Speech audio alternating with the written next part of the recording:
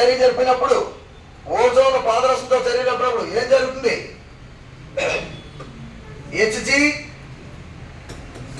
Hg2O+ O2. దీన్ని ఏమంటారంటే టెయిలింగ్ of mercury అంటారు. ఏమంటారు? టెయిలింగ్ ఆఫ్ మెర్క్యూరీ. టెయిలింగ్ ఆఫ్ మెర్క్యూరీ అంటారు దీన్ని. ఏమంటారు దీన్ని? టెయిలింగ్ ఆఫ్ మెర్క్యూరీ. మెర్క్యూరీ తోక. ఓకే. ఓజోను పాదరసంతో చర్య జరిపినప్పుడు, ఓజోను పాదరసంతో చర్య జరిపినప్పుడు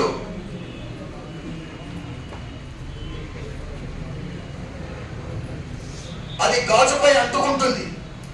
అది దేనిపై అంటుకుంటుంది?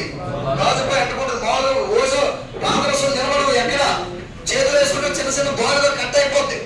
కానీ ఓజోన్ నిలబడాలంటే, మెర్క్యూరీ నిలబడాలంటే మెర్క్యూరీ దేంతో చర్య జరపాలి? ఓజోన్.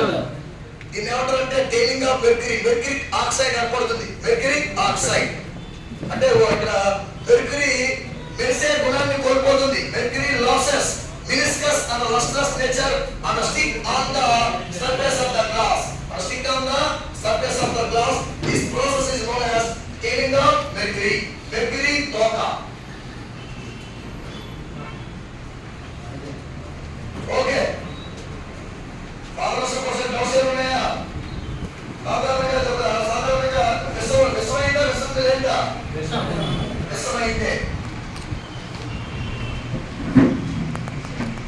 చూడండి, పాదరసం నుంచి ఒక ఎలక్ట్రాన్ తీసేస్తే ఏమైపోతుంది? సాధ్యమా? కారణం ఏంటి? ఎలక్ట్రాన్ ఎక్కడి నుంచి మాత్రమే తీయగలుగుతాం మనం? వాయు స్థితిలో నుంచే. అలాగే ఘన స్థితిలో నుంచి మంచు మొక్క, ద్రవ స్థితిలో నుంచి నీటి చుక్క, మంచు మొక్క, నీటి చుక్క మాత్రమే తీయగలుగుతాం. దేని తీయడం? ఎలక్ట్రాన్ తీయడం ఘన ద్రవ నుంచి. కానీ ఎలక్ట్రాన్ ఎక్కడి తీయగలుగుతాం? వాయు స్థితి నుంచి మాత్రమే తీయగలుగుతాము. గమనించాలి మీరు. ఓకేనా? ఇది మనకి దానికి సంబంధించి. అలాగే బ్రోమిన్ అంటే మనం ఆల్రెడీ చెప్పాం. ఇట్లా